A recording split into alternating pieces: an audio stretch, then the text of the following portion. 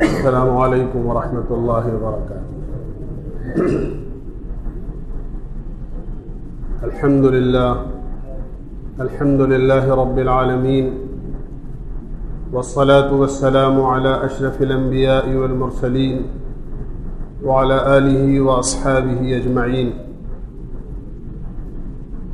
اما بعد فاعوذ باللہ من الشیطان الرجیم، بسم اللہ الرحمن الرحیم۔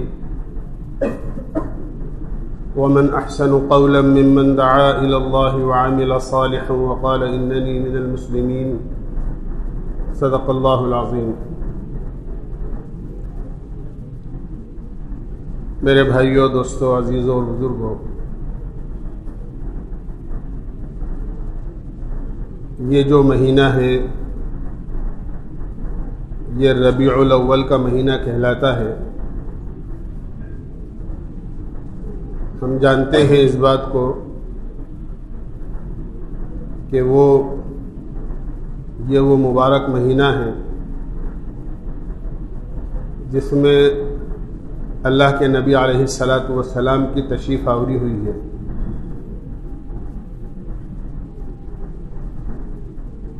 آپ دنیا میں تشریف لائے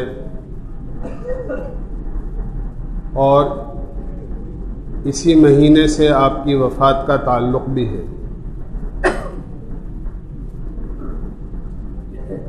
چونکہ اس مہینے میں آپ کی وفات بھی ہوئی اور آپ کی ولادت باسعادت بھی ہوئی، اس لیے عموماً اللہ کے نبی علیہ الصلاۃ والسلام کی حیات طیبہ پر مختلف انداز سے، مختلف موقعوں پر، مختلف مقامات میں آپ کی زندگی کے مختلف گوشوں پر روشنیاں ڈالی جاتی ہیں۔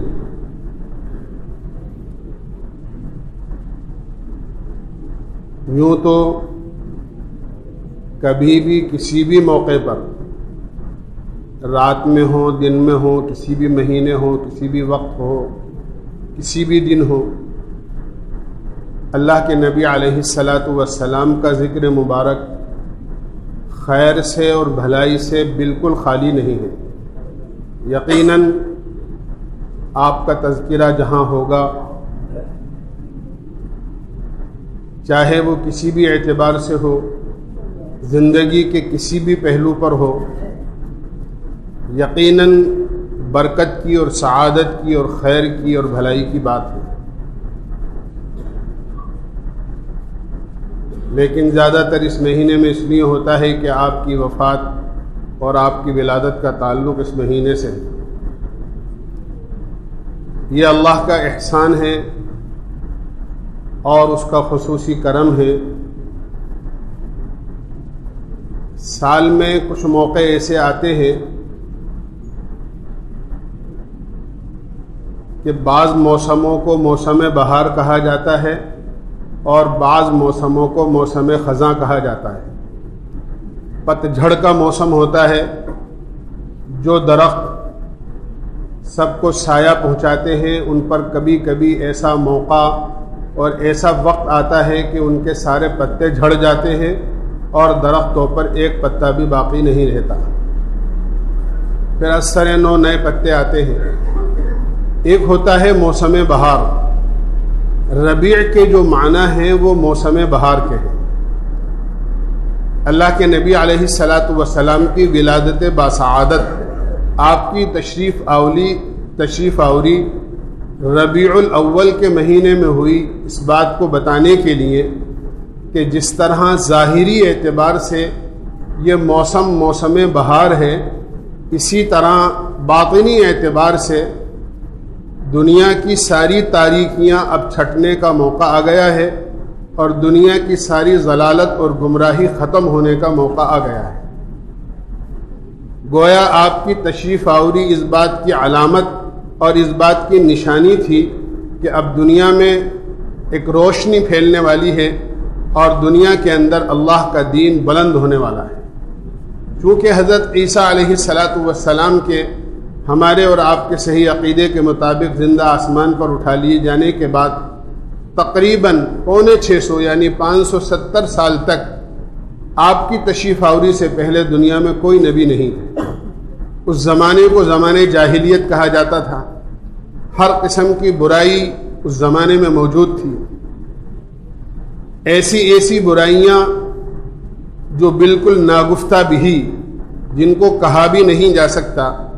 بیت اللہ کا بالکل برہنہ ہو کر طواف کرنا، وما كان صلاتهم عند البيت الا مكاء وتصدیہ، کہ بیت اللہ کا ننگے ہو کر طواف کرنا، تالیاں بجانا، سیٹیاں بجانا، یہ وہاں کی عبادت قرار دی جاتی تھی۔ جہالت اس حد تک پہنچ گئی تھی،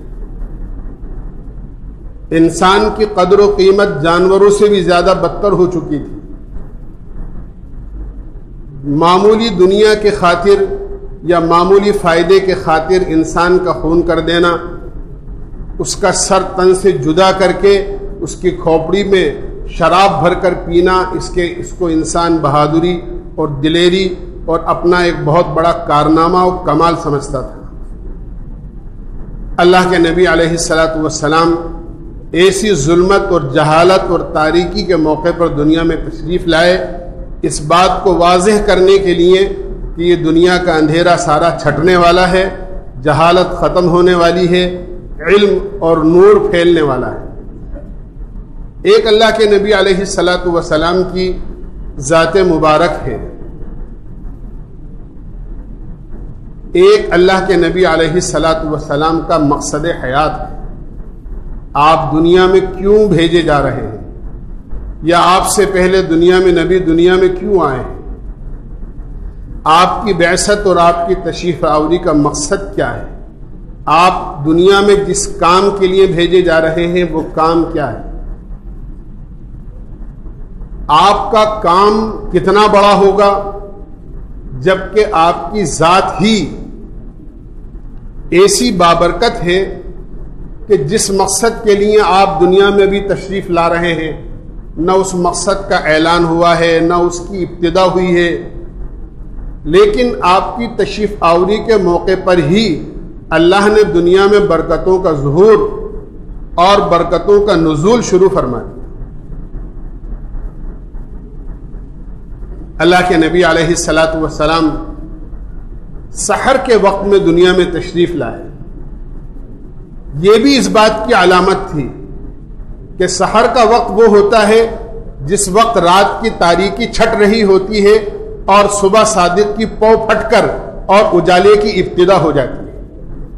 آپ کی ولادت باسعادت اس موقع پر ہوئی، رات کے شروع میں نہیں ہوئی، کیونکہ رات کا شروع تو اندھیرے کو زیادہ کرتا ہے، لیکن سحر کا وقت وہ ہوتا ہے کہ آہستہ آہستہ رات کی تاریکی اور اندھیرا چھٹتا چلا جاتا ہے اور صبح صادق ہوتی ہے اور دھیرے دھیرے اجالا شروع ہو جاتا ہے، اور اس کے بعد تھوڑی دیر میں سورج نکلتا ہے جو ساری دنیا کو روشن اور منور کر دیتا ہے۔ اللہ کے نبی علیہ الصلاۃ والسلام تشریف لائے، لیکن آپ کی ولادت باسعادت ایسے موقع پر ہوئی کہ آپ کے والد محترم حضرت عبداللہ کا سایہ آپ کے سر سے اٹھ چکا تھا، یتیمی کی حالت میں آپ تشریف لائے۔ حضرت آمنہ نے دیکھا کہ میرا سارا گھر روشن ہو گیا۔ اللہ کے نبی علیہ الصلاۃ والسلام کی ایک بہت بڑی خصوصیت یہ تھی کہ حضرت آمنہ فرماتی ہیں کہ جب اللہ کے نبی میرے پیٹ میں تھے تو مجھے جو عام طور سے عورتوں کو حمل کی تکلیف ہوتی ہے وہ مجھے قطعاً ذرہ برابر بھی محسوس نہیں ہوئی، بلکہ یہ کرامتیں تو آپ کے دنیا میں تشریف لانے سے پہلے، اور یہ معجزات آپ کی اور برکتیں تو آپ کے دنیا میں تشریف لانے سے پہلے ہی ظاہر ہونی شروع ہو گئی تھی۔ آپ فرماتی ہیں کہ جب آپ میرے بطن میں تھے تو جب میں کسی سخت پتھر پر پیر رکھتی تھی تو وہ روئی کی طرح نرم ہو جاتا تھا۔ اگر مجھے اپنی گھر کی ضرورت کے لیے کہیں باہر جانا پڑتا تھا تو بادل میرے اوپر سایہ کیے ہوئے ہوتا تھا۔ ابھی آپ دنیا میں تشریف نہیں لائے، لیکن یہ ساری برکتیں اور ساری رحمتیں اللہ کی طرف سے پہلے ہی شروع ہو گئی۔ فرماتی ہیں جب اللہ کے نبی علیہ الصلاۃ والسلام دنیا میں تشریف لائے تو سب سے پہلا کام جو میں نے آپ کی طرف نظر اٹھا کر دیکھا تو اللہ کے نبی علیہ الصلاۃ والسلام اپنی پیشانی مبارک سجدے میں ٹیکے ہوئے ہیں اور آپ کی زبان مبارک پر اشہد ان لا الہ الا اللہ کا نعرہ ہے۔ بچہ ابھی پیدا ہوا ہے، ہم جانتے ہیں کہ بچہ کیا بول سکتا ہے، لیکن اللہ کے نبی علیہ الصلاۃ والسلام نے سب سے پہلے سجدہ کیا اور آپ کی زبان مبارک سے یہ الفاظ نکلے۔ نام رکھنے کا موقع آیا، نام کیا رکھا جائے؟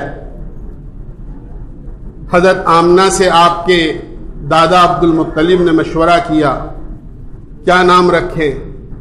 آمنہ فرماتی ہیں کہ میرے ذہن میں کوئی نام نہیں آیا، اگر دل میں نام آتا تھا تو ایک محمد آتا تھا یا احمد نام آتا تھا۔ عبد المطلب بھی سوچ کر اور سن کر کہنے لگے کہ ایسا نام تو میں نے اب تک پہلے کبھی نہیں سنا، چنانچہ آپ کا نام محمد اور احمد رکھا گیا۔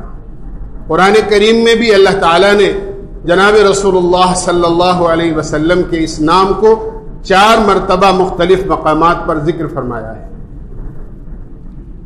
حدیث پاک میں آتا ہے، آپ نے فرمایا میں دنیا میں محمد ہوں اور آسمانوں میں احمد ہوں۔ محمد کہتے ہیں اس شخصیت کو اور اس ذات کو جس کی تعریف سب کریں، ہر مخلوق جس کی تعریف کرے، ہر لحاظ سے جس کی تعریف کی جائے، جس میں ساری خوبیاں مجموعی طور پر موجود ہوں، ایسی ذات کو محمد کہا جاتا ہے جس کی سب تعریف کریں، جس کی سب خوبیاں بیان کریں۔ اور احمد اس ذات کو اور اس شخصیت کو کہا جاتا ہے کہ جو اللہ کی تعریف اتنی کرے اتنی کرے اتنی کرے کہ آج تک دنیا میں اللہ کی اتنی تعریف کسی نے نہیں کی۔ اور اللہ کے نبی علیہ الصلاۃ والسلام کے ذات مبارک ان دونوں ناموں کے ساتھ ایسی اسم با مسمہ اور ایسی خصوصیت رکھتی ہے کہ نہ آپ سے زیادہ دنیا میں کسی کی تعریف کی گئی ہے اور نہ آپ سے زیادہ اللہ کی تعریف کسی نے دنیا میں کی۔ اللہ کے نبی علیہ الصلاۃ والسلام عرب میں قاعدہ تھا، بچوں کی اچھی نشو و نما، اچھی پرورش، اس کے لیے دیہات کی عورتیں آتی تھیں اور شہر کے بچوں کو اپنے یہاں لے جایا کرتی تھیں، اور شہر کی عورتیں اپنے بچوں کو دیہات میں اس لیے بھیج دیا کرتی تھیں کہ وہاں تازہ آب و ہوا ملے گی، بچوں کی نشو و نما اور صحت اس پر بڑی متاثر ہوگی اس سے۔ دوسرے دیہات کی عورتیں اس لیے آتی تھی کہ ہمیں کوئی اچھا خاصا معاوضہ دودھ پلانے کا اور ان کی پرورش کا مل جائے۔ اللہ کے نبی علیہ الصلاۃ والسلام کی ولادت کے بعد چند دن آپ کی والدہ محترمہ نے آپ کو دودھ پلایا، پھر ابو لہب کی آزاد کردہ باندھی تھی حضرت صوبیہ، انہوں نے آپ کو چند دن تقریباً 1 مہینے دودھ پلایا، پھر قبیلہ بنو سعد کی اور آس پاس کے دیہات کی رہنے والی عورتیں طائف کی جانب سے بچوں کو لینے کے لیے مکے میں آئیں۔ اس میں ایک عورت تھی جن کو حلیمہ سعدیہ بھی کہا جاتا تھا، نام حلیمہ تھا، قبیلہ بنو سعد کی تھی، اس لیے ان کو سعدیہ کہا جاتا تھا۔ انتہائی غریب عورت، 65 سالی کا زمانہ، نہ پیداوار تھی اور پیداوار نہ ہونے کی وجہ سے جانوروں کے لیے چارہ بھی نہیں تھا، اس لیے جانور بھی انتہائی دبلے پتلے تھے، اور حلیمہ کی زندگی تو انتہائی غربت والی زندگی تھی۔ جب عورتوں کا قافلہ بچوں کو لینے کے لیے اپنے گاؤں سے روانہ ہوا تو حضرت حلیمہ کی اونٹنی بڑی کمزور تھی۔ حضرت حلیمہ آواز لگاتی تھی، ذرا ٹھہرو، مجھ کمزور کو بھی ساتھ میں لے لو، لیکن اور عورتوں کی اونٹنیاں بڑی کمزور تھیں، آگے نکل جاتی تھی۔ حلیمہ باوجود کوشش کے ان کو نہیں پکڑ سکتی تھی۔ مکہ مکرمہ میں باہر آ کر ایک جگہ انہوں نے اپنا قیام کیا، چونکہ آنے والی عورتیں پہلے پہنچ چکی تھیں۔ عورتوں نے تلاش شروع کری، اور عبد المطلب جو اللہ کے نبی علیہ الصلاۃ والسلام کے دادا تھے، ان کے توسط سے حضرت آمنہ کے گھر پر بھی پہنچی، تحقیق کری، بچہ ہے کہ ہاں ہے۔ باپ کیا کرتا ہے کہ باپ کا تو انتقال ہو گیا، بچہ یتیم ہے۔ جب عورتوں نے یہ سنا کہ باپ کا انتقال ہو گیا ہے اور بچہ یتیم ہے تو فوراً ذہنوں میں یہ تصور آیا کہ ہمیں کیا مزدوری ملے گی، ہمیں کیا معاوضہ ملے گا دودھ پلانے کا اور پرورش کرنے کا۔ اس لیے یتیم سن کر چھوڑ کر چلی گئی، اور جو پیسے والوں کے اور مالداروں کے بچے تھے وہ سب بچے لے کر اپنی قیامگاہ پر پہنچ گئے۔ مالداروں کے بچے تو عورتیں لے چکی تھیں، حلیمہ تنہا رہ گئی تھی۔ حلیمہ بھی تلاش کرتے کرتے حضرت آمنہ کے دروازے پر پہنچی، پوچھا بچہ ہے؟ ہاں ہے۔ لیکن حضرت آمنہ کا دل ایک دم بھر آیا کہ اس سے پہلے ایسا ہو چکا ہے کہ کئی عورتیں آئیں اور آ کر بچے کو یتیم سمجھ کر چھوڑ کر چلی گئیں، شاید یہ عورت بھی آئی ہے اور یتیم سمجھ کر، یتیم سن کر چھوڑ کر چلی جائے۔ حضرت حلیمہ جب پہنچی، دروازہ کھٹکھٹایا، کون ہے؟ کہ حلیمہ ہوں۔ کیسے آنا ہوا؟ کہ بچے کو لینے آئی ہوں۔ دروازہ کھولا گیا، حضرت آمنہ نے پہلے ہی کہہ دیا کہ بچہ یتیم ہے۔ حضرت حلیمہ کہنے لگی ایک مرتبہ بچے کو دکھا دو۔ روایتوں میں آتا ہے کہ اللہ کے نبی علیہ الصلاۃ والسلام لیٹے ہوئے تھے، آپ کے چہرے انور پر سفید ایک باریک کپڑا پڑا ہوا تھا۔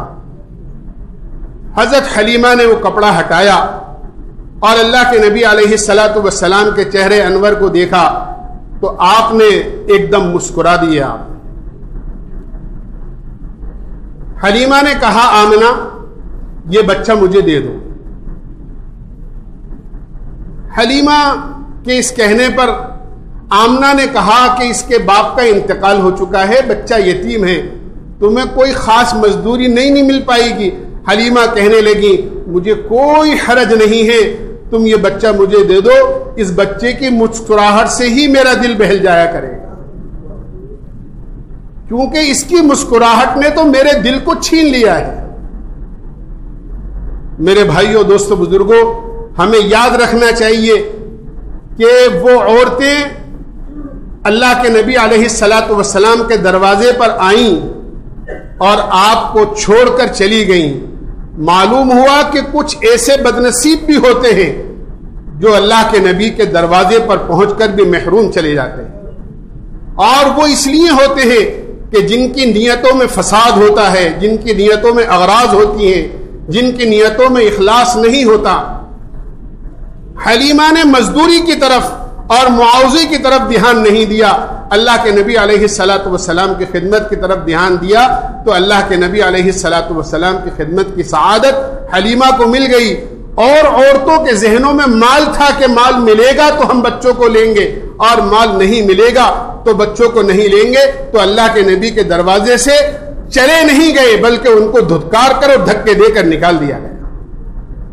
اسی لیے میں عرض کرتا ہوں کہ جس عورت کو، جو غریب عورت تھی، اللہ کے نبی علیہ الصلاۃ والسلام کو دودھ پلانے کی سعادت حاصل ہوئی، آج اس کا نام بچہ بچہ جانتا ہے اور پوری دنیا کے ایمان والے جانتے ہیں۔ لیکن جو عورتیں اللہ کے نبی علیہ الصلاۃ والسلام کے دروازے سے آپ کو چھوڑ کر مال کی محبت میں چلی گئی تھی اور مالداروں کے بچوں کو انہوں نے لیا تھا، آج دنیا کی تاریخ گواہ ہے اس بات پر کہ ایک عورت کا نام بھی دنیا میں کوئی نہیں جانتا۔ حلیمہ بچے کو لے کر چلتی ہیں، قافلے میں پہنچی، شوہر انتظار میں تھے، پوچھا بچہ ملا کہ ہاں ملا۔ کیسا بچہ ہے؟ یتیم ہے؟ تو حلیمہ کہنے لگی یتیم نہیں بلکہ در یتیم ہے۔ قافلے والے بھی انتظار میں تھے کہ حلیمہ آ جائیں تو ہمارا قافلہ روانہ ہو۔ اونٹنی کو کھڑا کیا گیا، آگے شوہر سوار ہوئے حلیمہ کے۔ حلیمہ جناب رسول اللہ صلی اللہ علیہ وسلم کو گود میں لے کر پیچھے بیٹھ گئیں. اونٹنی کو چلانا شروع کیا. اونٹنی کو جیسے ہی چلاتے اونٹنی وہیں بیٹھ جاتی. عورتیں روانہ ہو گئیں اپنے بچوں کو لے کر, ان کی اونٹنیاں روانہ ہو گئیں.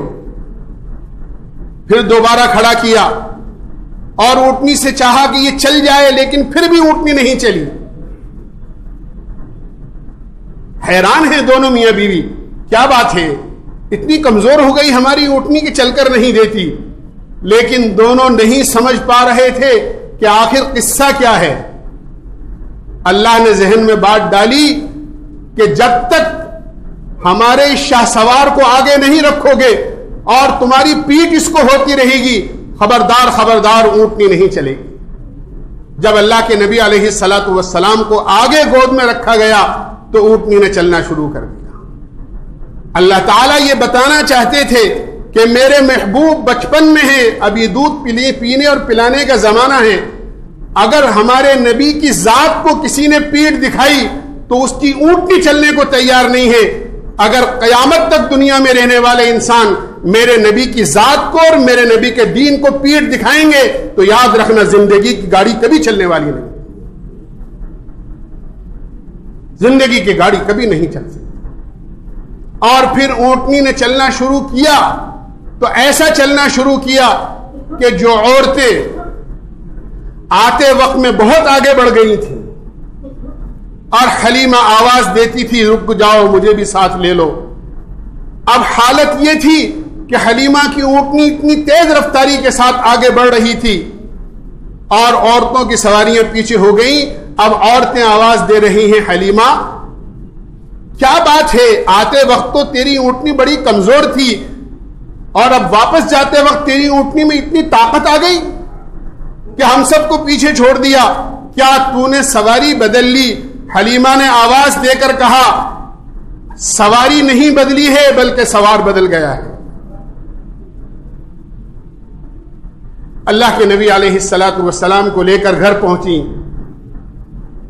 اللہ کی طرف سے حکم ہوا, وہ حلیمہ جو اب تک غربت کی زندگی بسر کر رہی تھی, اللہ تعالیٰ نے تمام رحمتوں کو اور برکتوں کو حکم دیا کہ اپنے سارے ڈیرے حلیمہ کی جھوپڑی میں ڈال دو. پہنچتے ہی سفر کر کے آئی تھی, بھوک بھی لگ رہی تھی, سوچا کہ ذرا دودھ نکال لے جانوروں کا. جو جانور 2-4 قطروں کے علاوہ دودھ نہیں دیتے تھے, جب دودھ کے تھنوں پر ہاتھ لگایا تو حلیمہ کے گھر کے سارے برتن دودھ سے بھر گئے. اللہ کے نبی علیہ الصلوۃ والسلام کو دودھ پلانا شروع کیا. ایک عرصے تک اللہ کے نبی علیہ الصلوۃ والسلام دودھ پیتے رہے. حلیمہ کا ایک بچہ اور تھا جو ساتھ میں دودھ پیا کرتا تھا. حلیمہ دائیں طرف سے اللہ کے نبی کو دودھ پلاتی تھی, بائیں طرف سے اپنے دوسرے بچے کو جو ان کا حقیقی بچہ تھا اس کو دودھ پلایا کرتی تھی. اللہ کے نبی کی برکت سے آپ کو بھی خوب دودھ میسر ہوتا تھا اور آپ کے اس رضائی بھائی کو بھی دودھ خوب میسر ہوتا تھا. حلیمہ نے ایک مرتبہ یہ سوچ کر کہ اس در یتیم کی وجہ سے میرے گھر میں برکتیں اور رحمتیں آئی ہیں, کیا ہی اچھا ہو کہ آج میں دونوں جانب کا دودھ دائیں طرف سے بھی اور بائیں طرف سے بھی محمد صلی اللہ علیہ وسلم کو پلا دوں. اللہ کے نبی علیہ الصلوۃ والسلام کو دائیں طرف سے دودھ پلانے کے بعد جب بائیں طرف سے دودھ پلانا چاہا, آپ نے اپنا منہ موڑ لیا اور پوری دنیا کو اس بات کا سبق دے دیا کہ جو نبی پوری دنیا کے اندر انصاف قائم کرنے کے لیے آئے ہیں وہ بچپن کے اندر بھی ناانصافی نہیں کر سکتے. اس لیے کہ بائیں طرف کا دودھ یہ اپنے دوسرے بھائی کا حق تھا, آپ نے اپنا منہ موڑ لیا. حلیمہ کہتی ہیں کہ میں نے انتہائی کوشش کری لیکن اللہ کے نبی علیہ الصلوۃ والسلام کو جب ادھر منہ کرتی تھی آپ کا تو آپ اپنا رخ پھیر لیا کرتے. کیوں کہ آپ کے ذریعے سے پوری دنیا میں انصاف قائم کرنا تھا, عدل قائم کرنا تھا. تو ایسے کیسے ہو سکتا تھا کہ آپ بچپن میں اپنے رضائی بھائی کا حق مار لیتے تھے. اللہ کے نبی علیہ الصلوۃ والسلام کی رضائی والدہ حضرت حلیمہ کی ایک بڑی بیٹی تھی شیما. وہ بکریوں کو چرانے جایا کرتی تھی. اللہ کے نبی علیہ الصلوۃ والسلام کو بھی ساتھ بھیج دیا کرتی تھی کبھی کبھی حلیمہ. ایک دن شیما کہنے لگی، بلکہ حضرت حلیمہ نے دیکھا کہ شیما بکریاں چرانے نہیں جا رہی. دھوپ نکل گئی، دھوپ تیز ہو گئی. شیما کیا بات ہے، آج بکریاں چرانے نہیں جاؤ گی؟ بکریاں بھوکی رہ جائیں گی، بھوکی رہیں گی تو دودھ کہاں سے دیں گی؟ اماں میں نہیں جاؤں گی. بیٹا کیوں نہیں جاؤ گی؟ کہ نہیں، بکریاں پھیل جاتی ہیں، ان کو گھیرنے میں مجھے بڑا وقت لگتا ہے اور میں بہت زیادہ تھک جاتی ہوں. بیٹا میں بوڑھی عورت، تیرا باپ بوڑھا، میں بوڑھی، ہم تو جا نہیں سکتے، تو ہی جائے گی بکریاں چرانے؟ اماں کوئی میرا ہیلپر میرے ساتھ ہونا چاہیے، کوئی میرا معاون ہونا چاہیے. بیٹا کس کو تیرے ساتھ کریں گے؟ بکریاں چرانے تو تجھے ہی اکیلے کو جانا ہے، گھر میں تو کوئی اور ہے نہیں، یہ دونوں بچے ہیں، یہ تو بہت چھوٹے ہیں. شیما کہنے لگی، اماں ہمارے بھائی محمد صلی اللہ علیہ وسلم کہ ان کو آپ میرے ساتھ کر دو. حلیمہ کہنے لگی، بیٹا تو کہہ رہی ہے بکریاں مجھ سے سنبھلتی نہیں ہیں، جب تو اس بچے کو ساتھ لے جائے گی تو نہ کیسے بچے کو سنبھالے گی اور کیسی بکریوں کو سنبھالے گی؟ نہیں اماں آپ تو بھیج لو. بیٹا بتا تو سری آخر کیا وجہ ہے؟ یا تو تجھ سے اکیلے سے بکریاں ہی نہیں سنبھل رہی تھی اور اب کہہ رہی ہے کہ دونوں کو سنبھال لوں گی.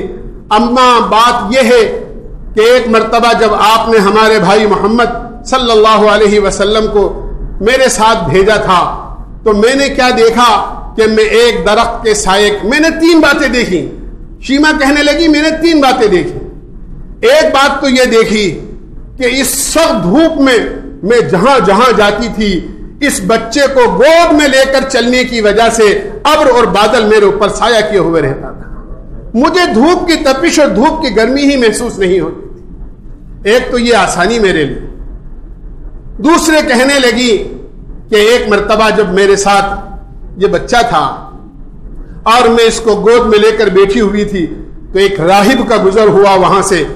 وہ ان کی صورت دیکھ کر کہنے لگا مجھ سے کہ بیٹی یہ بچہ جو تیری گود میں ہے یہ بڑی شان والا ہونے والا ہے. میں نے اپنے بھائی کی تعریف سن کر مجھے اتنی خوشی ہوئی کہ میں برداشت نہیں کر سکی. تیسری بات یہ کہی کہ جب میں ایک درخت کے سائے کے نیچے اپنے اس بھائی کو گود میں لے کر بیٹھ گئی تو میں نے کیا دیکھا کہ بکریاں چلی گئیں اور زیادہ دور نہیں گئیں، جلدی جلدی انہوں نے چارہ چرا اور چرنے کے بعد ہمارے ارد گرد آ کر ساری بکریاں جمع ہو گئیں اور پورا دن ہمارا اس طرح گزرا کہ بھائی کو گود میں لے کر میں بیٹھی ہوئی تھی. میں بھی بھائی کا چہرہ دیکھتی تھی اور ساری بکریاں بھی بھائی کا چہرہ دیکھتی تھی. اس لیے میں اپنے بھائی کو ساتھ لیے بغیر نہیں جاؤں. یہ وہ برکتیں ہیں. اللہ کے نبی کا زندگی کا کون سا پہلو ایسا ہے جس میں برکتیں اور رحمتیں نہ ہوں؟ میرے بھائیو دوستو بزرگوں، کوئی واقعہ زندگی کا ایسا نہیں ہے جن سے سبق نہ ہو. آج ہمیں یہ واقعات اس بات کا سبق دیتے ہیں کہ اللہ کے نبی علیہ الصلوۃ والسلام کی ذات بابرکت جس گھر میں پہنچی اللہ نے وہاں برکتوں کے دروازے کھول دیے، رحمتوں کے دروازے کھول دیے.